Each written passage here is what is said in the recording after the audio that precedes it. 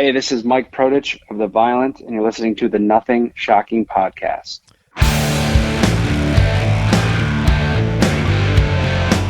Want to know what's going on in the world of music? Then tune in to the Nothing Shocking Podcast, a non-genre based, all-ages friendly rock and roll program. Join us weekly for interviews with all your favorite rock stars from the mainstream to the underground. You can find us at nothingshocking.libsyn.com or anywhere you download podcasts.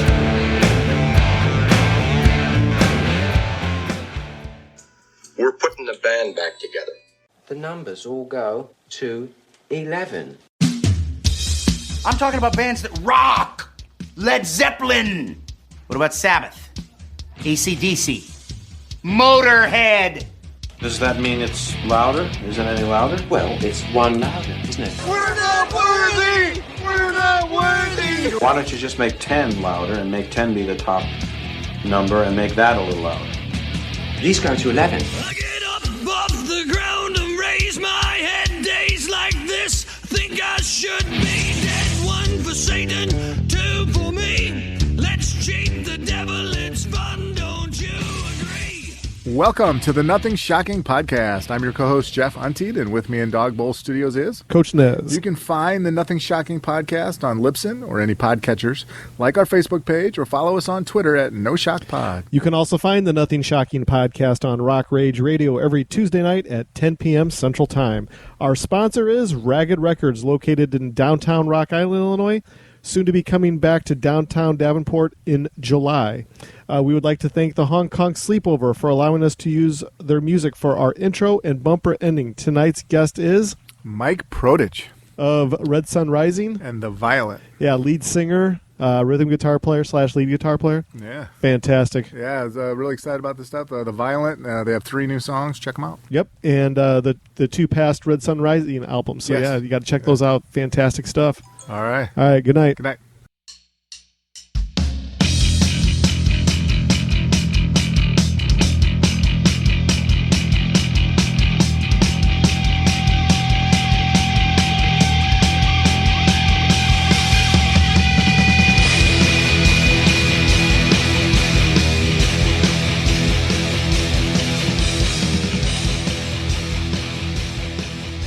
Mike, welcome to the Nothing Shocking Podcast. I'd like to introduce to you my co-host, Jeff Untied. Mike, it's great to meet you tonight.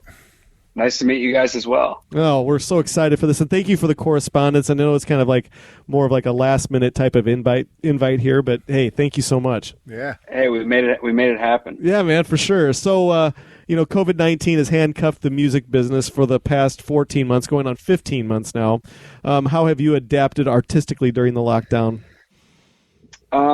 It's good that you specified artistically because I think that on the artistic side, I think it was like fuel in a weird way, because this is the first time where, you didn't have to just make music and just go tour and try to write music while you're on the road and in between tours.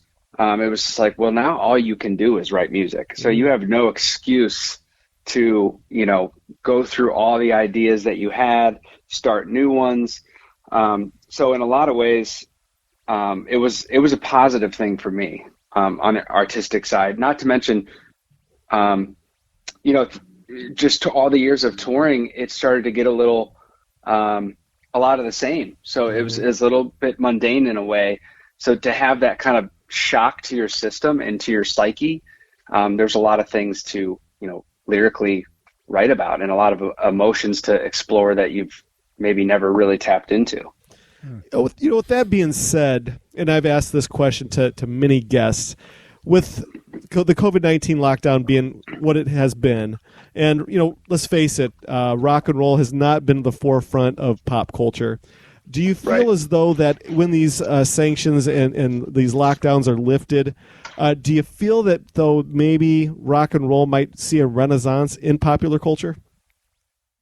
I think so. And, I've been saying this for years, too. I always feel like we're right at the cusp of hitting a new rock wave, and it never really happens. But I think the biggest thing and the most important thing for people to in my opinion, realize is that rock and roll never is really going to die. And I think it just might sound different. I mean, if there's bands that I love, growing up, from the 60s, 70s, 80s, 90s, all that music, but rock and roll, like, what is that today? And does it need to sound like a band, Led Zeppelin? Like, no, it doesn't. Like, that was rock and roll in the 70s. It doesn't need to sound like that now to be rock and roll. I think rock and roll, to me, is more of an attitude.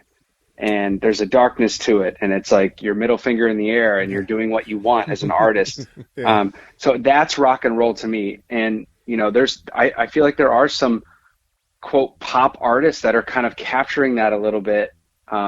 And I think people don't really understand how to place them in the spectrum of what rock and pop is. But I try to put it in perspective, like when a band like Nirvana came out, like if you look at all the other grunge bands, like that was a pop band. Like Nirvana is writing catchy pop rock, radio rock songs. But it was presented the way it was, and it was real. It was authentic. Like, they weren't trying to do that. They were just writing really catchy songs. So the mainstream said, this is pop. So it's like, I feel like that's kind of happening in some ways. And it's just, people just don't like that kind of shock to, the genre. Agreed. Yeah. Jeff, you want? For your singing and songwriting, how do you go approach writing songs? Are you one where you just go into a batch and write a bunch of songs, or do you every day you work on a song for a little bit? How does it work for you? For me personally, I shouldn't say never. I almost never sit down and say, I got some free time, I'm going to write some music. I almost never do that. It's more of, I'm doing everyday things and then something pops into my head, and it's usually at a really inconvenient time. And, like maybe even just driving.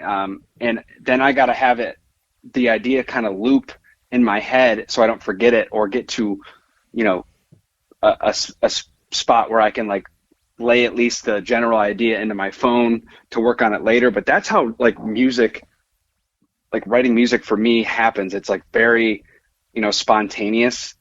And then I'll put all these little nuggets that come to me in like a box folder, and I kind of organize them, and I'll label them.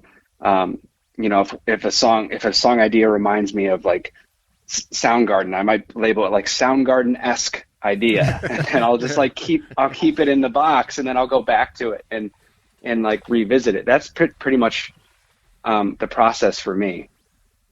Cool. Yeah. In February 2020, Red Sun Rising announced an indefinite hiatus. You, amongst other band members, formed the new band, The Violent. Can you talk more about forming The Violent and pausing Red Sun Rising?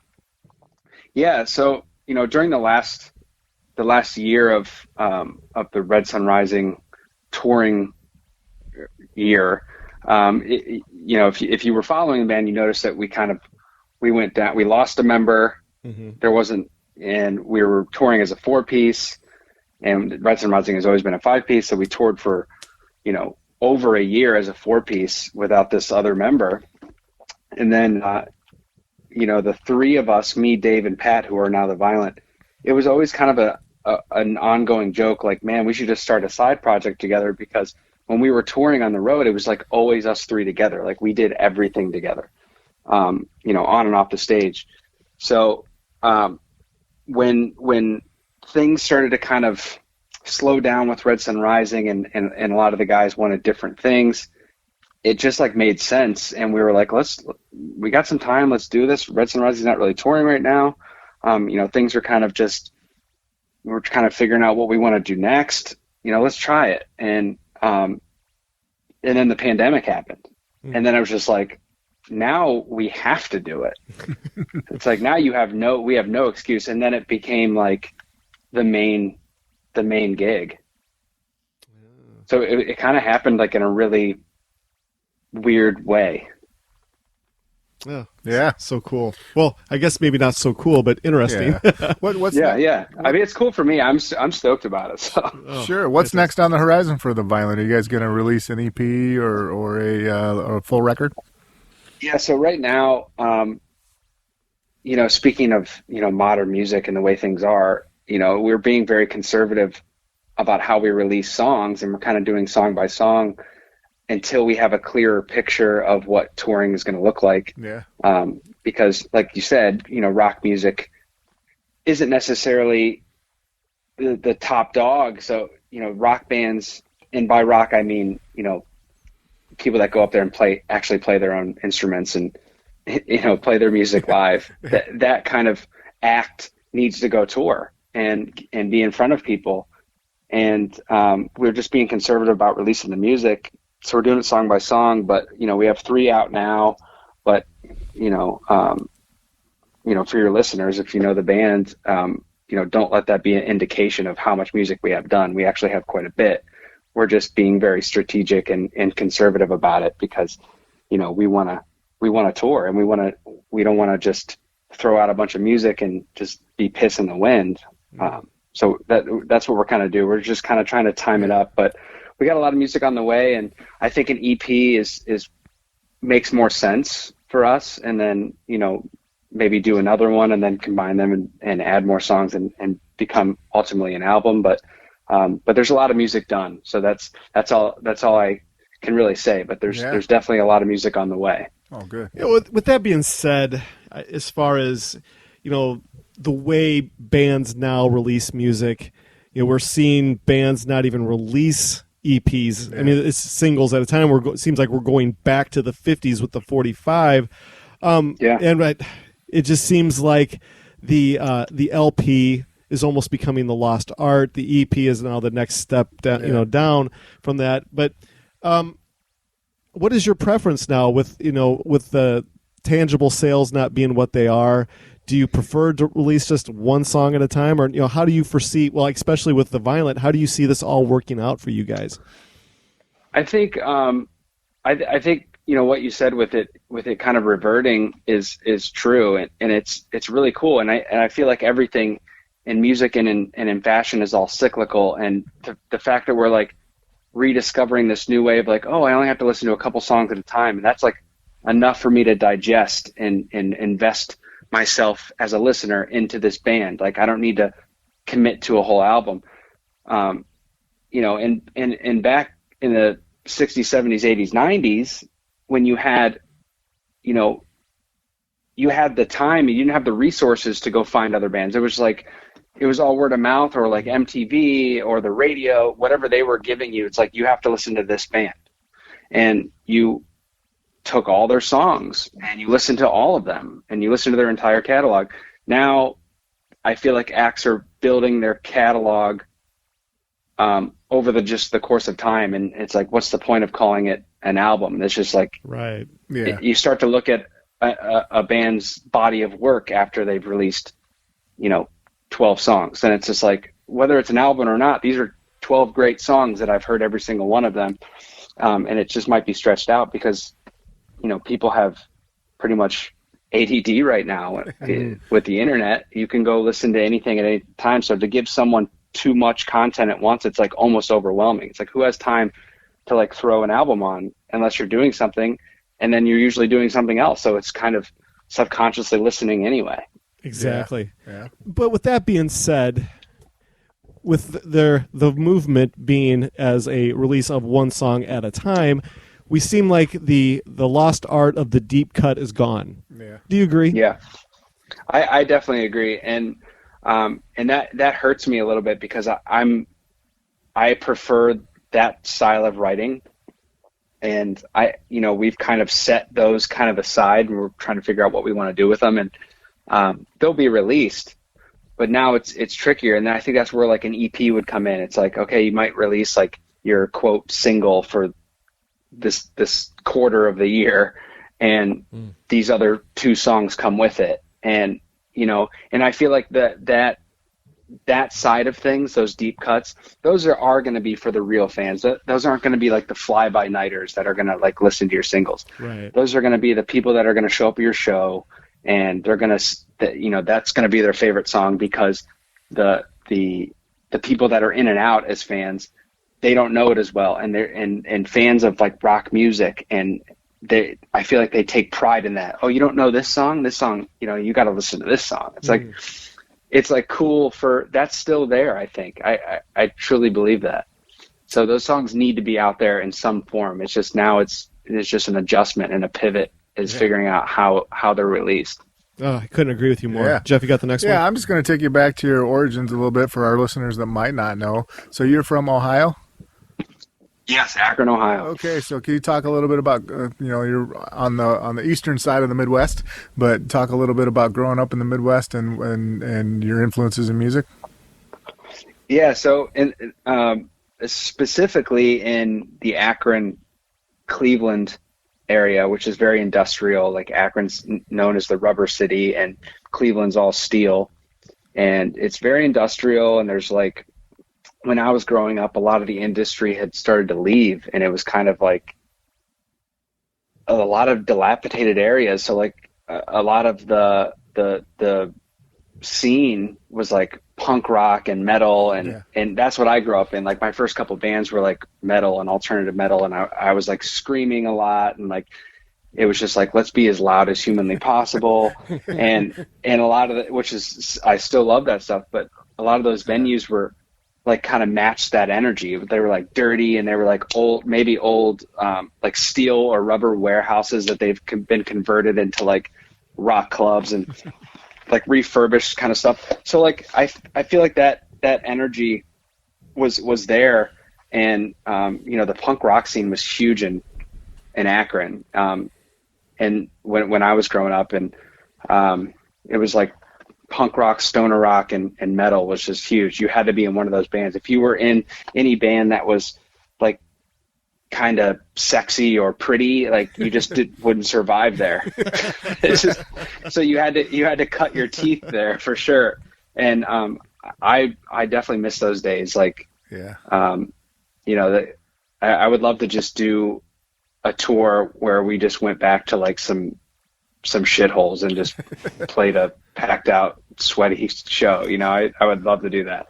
Maybe we will. That'd be fun. Oh, that would be. Yeah. I want to kind of bring this back to pandemic. This will be the last pandemic question I ask you, but right. Trying to kickstart a new band during the pandemic, it has to be complicated. Do you feel, though, the pandemic, and you kind of answered this question, but I guess maybe we're going to kind of come at a different angle, but do you feel like the pandemic has rejuvenated your writing, or do you think it's kind of been a forced creativity? How has it worked for you? I think it's definitely rejuvenated it, and it's in a different way.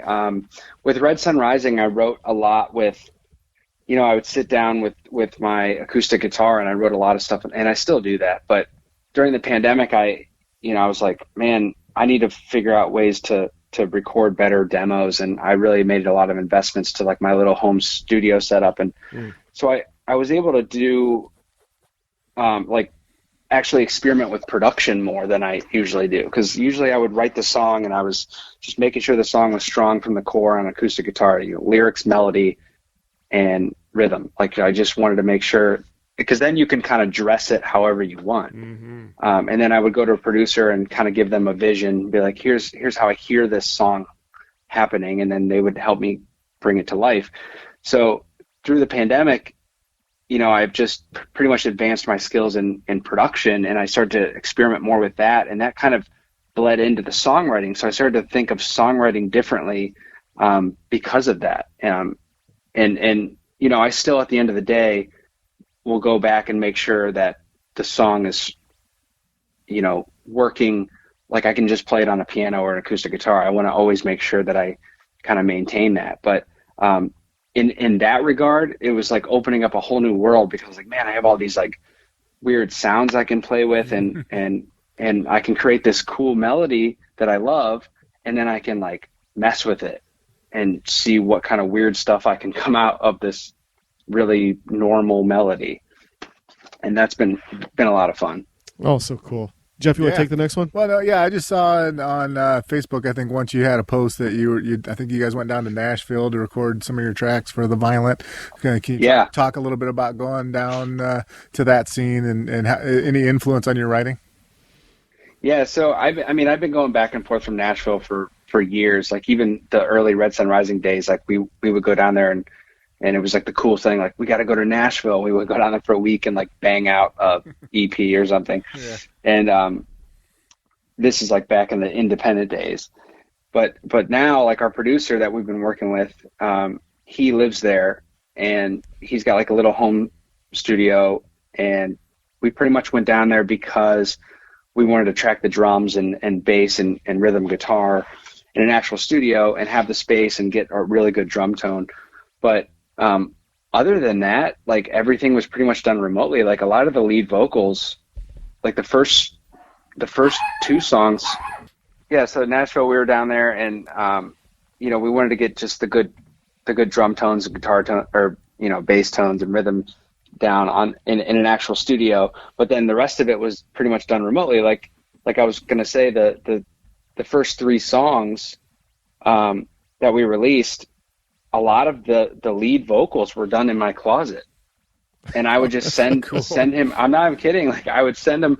I was making posts on social media, like making a joke of it. I was like, you guys laugh now. I'm recording this in my closet, but like, you're going to hear these songs and you're going to be like, no way, that was recorded in a closet.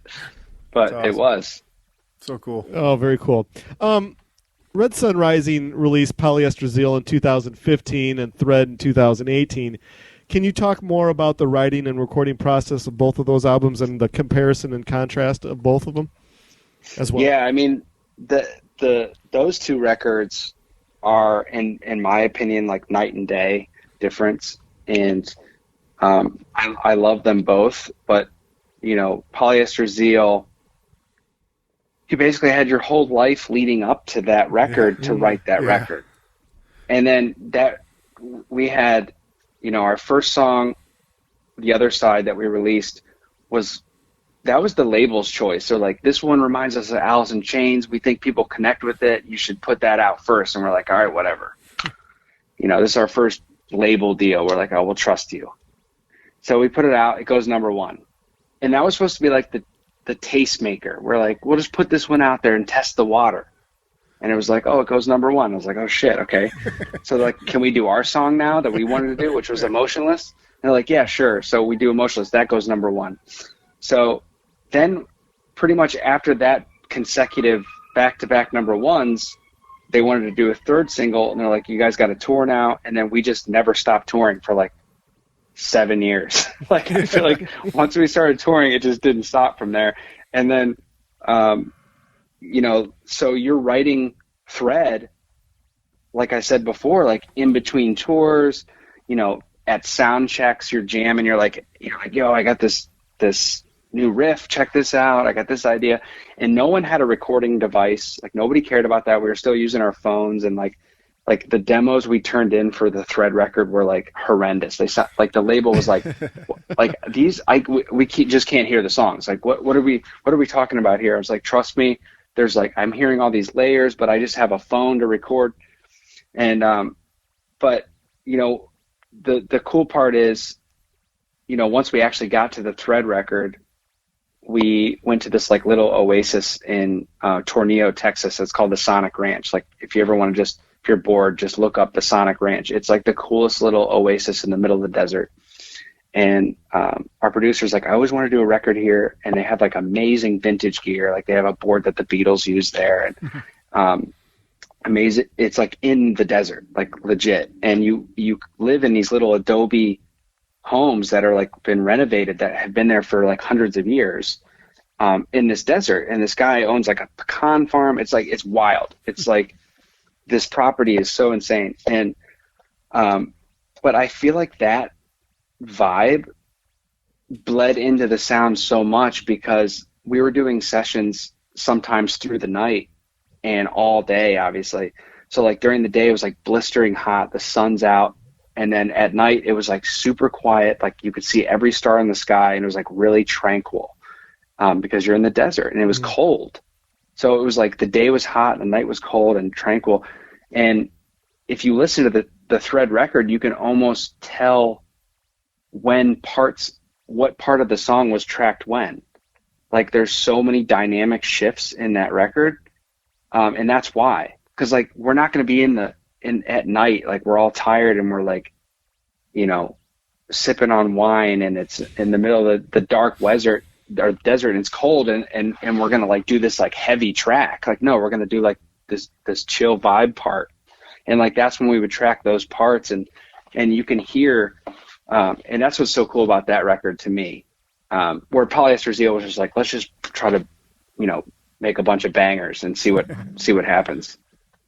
Yeah, that works. Yeah. It worked very well for you. Yeah. Yeah, it did work. It did work. Go ahead, Jeff. All right, I'm going to ask you about the Peel EP because I'm a big fan of covers, and Wouldn't It Be right. Nice, the first track on there, and then you did some acoustic versions of some of your other songs. Can you talk a little bit about the making of that EP? Yeah, that one was fun, and it was like a lot more lighthearted, and you know, it was cool to kind of rediscover some of our own songs again because, you know, a lot of them, like I said, are written on acoustic guitar and they sound like that when they're first written before we like inject them into the rock band. Yeah. Like they sound like that. And we're like, I want to kind of just showcase what they sound like in their infancy. And that's kind of where that came from. And the Beach Boys, they're one of my favorite bands ever. Them and the Beatles are just kind of like, I go back to them so many times, even still today, just to get some inspiration. And everyone covers the Beatles, and it's like, even as much as I love the Beatles, I was like, everyone covers the Beatles. So it's like, you know, we decided on the Beach Boys. We're like, we don't hear too many people doing the Beach Boys. Let's do it. And it was a lot of fun, and it was a challenge. You know, we really tested our music theory in there because they have some weird, like the timing, it slows down. There's some timing, time changes in that song. The bass line is insane. Like he walks the whole time. And then there's like some weird 12-string, like untuned stuff that they put in there. And then obviously the harmonies, which Red Sun Rising was, you know, we were always all about the harmonies. I still am to this day, but, you know, figuring all those out was like my brain hurt at the end of the day. Just going through, but it was like a necessary process. It's like, we earned this. Like we did the Beach Boys, and it's like, it's not perfect and it's not, you know, obviously nothing's going to be as good as the original, but it was so much fun and such a fun challenge for the musically to work that out. Oh, so cool. Yeah. And do I hear a cat in the background? Oh yeah. This is the first on the Nothing Shocking podcast of a cat in the background. Before. Yeah, we have plenty of dogs. Let's see.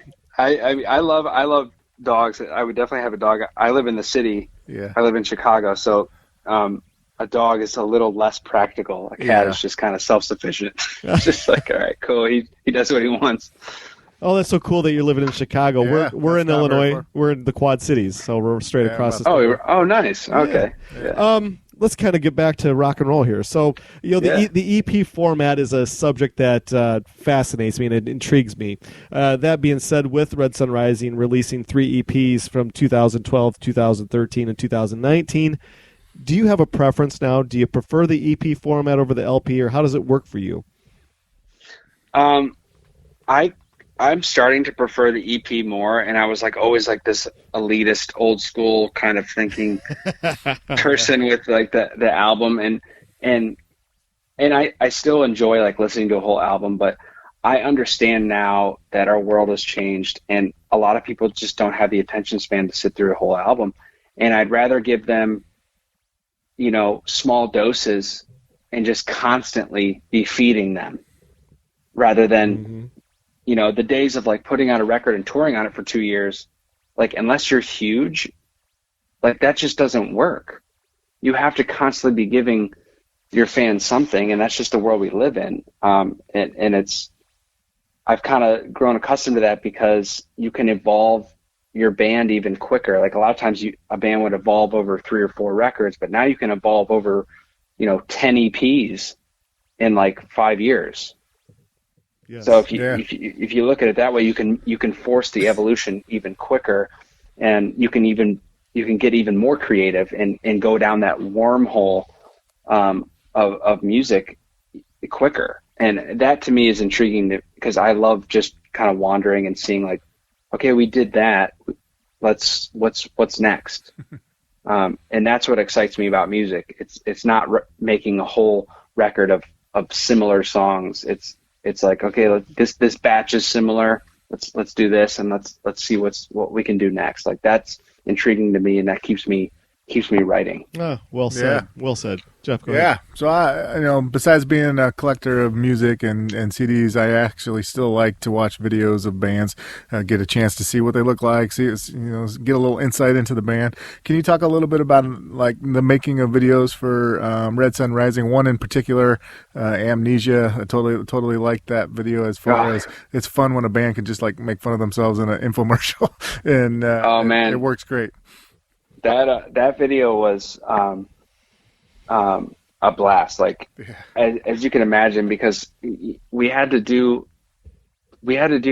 every costume. We had to play the song like 5 times each in every costume. So they would have the take. So like as the day got crazier, I think we did the like the Motley Crue type like 80s hair metal scene.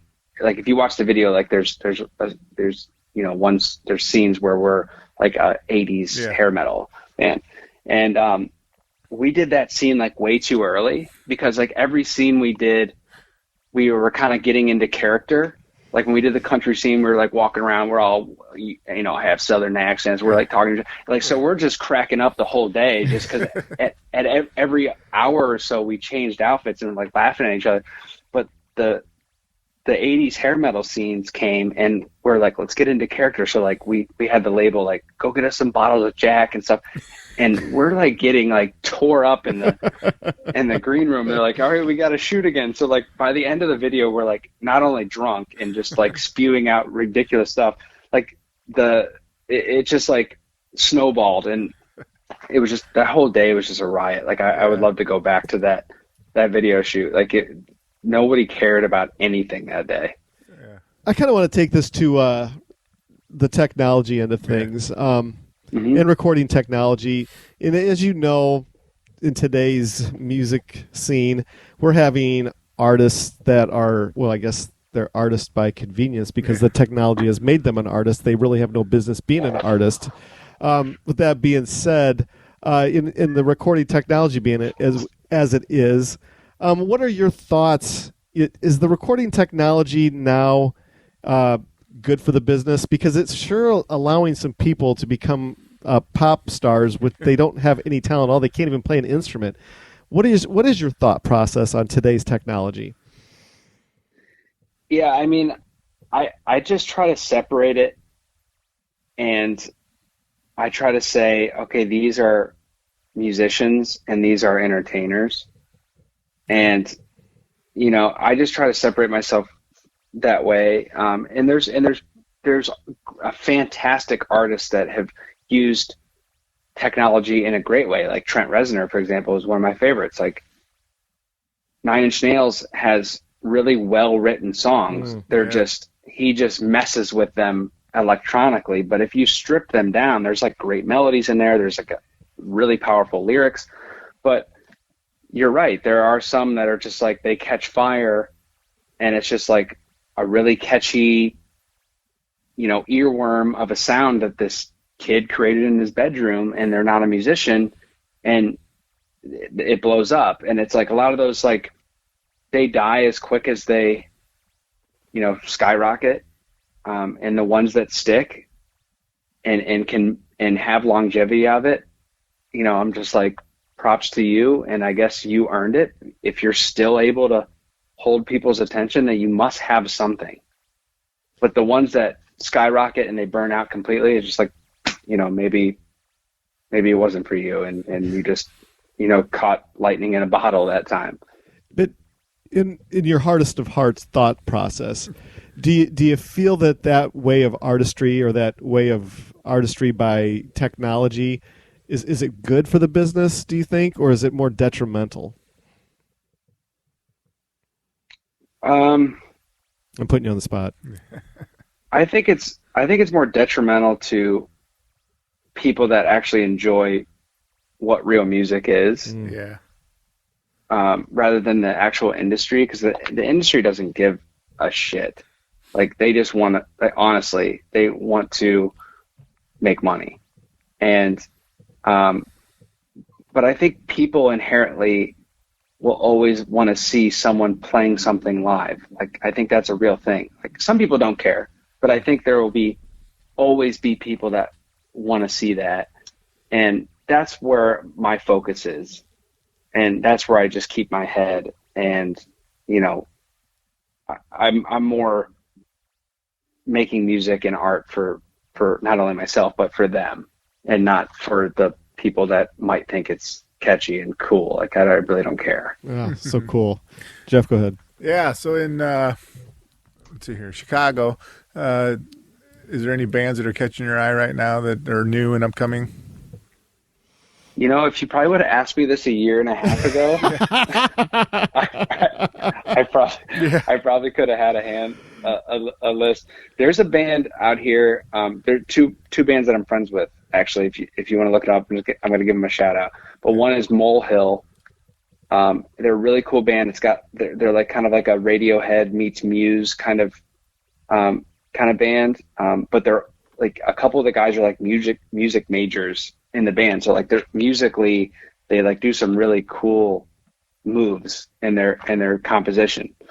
And then another band is a band called Releaser, and they have like this like super 80s sound to them. In a weird way, it sounds like really modern. Oh, cool. And so those two bands are like, and they're good friends of mine, and I respect them as musicians, but they got some cool stuff, so I would check them out. Oh, awesome. So cool.